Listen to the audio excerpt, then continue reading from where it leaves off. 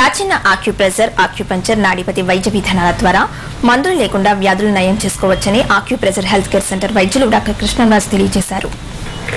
ప్రపంచ ఆక్యుప్రెషర్ దినోత్సవాన్ని పురస్కరించుకుని ఏర్పాటు చేసిన కార్యక్రమంలో ఆయన పాల్గొని విద్యార్థులకు ప్రాచీన వైద్య విధానాల గురించి తెలియజేశారు.